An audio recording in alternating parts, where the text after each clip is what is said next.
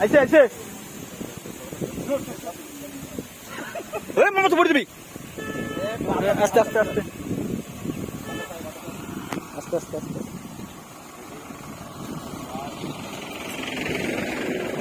ওরে ওরে ওরে এই তো খালি খালি কইছি এইবারই গেছিল সুমন এইবারই গেছিল আর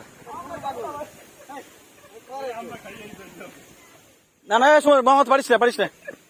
পয়সা থাকবে ডিস্টার্ব করে না পারবে না আমরা ছবি নিছি ভাই আমরা এইবারই তো বলি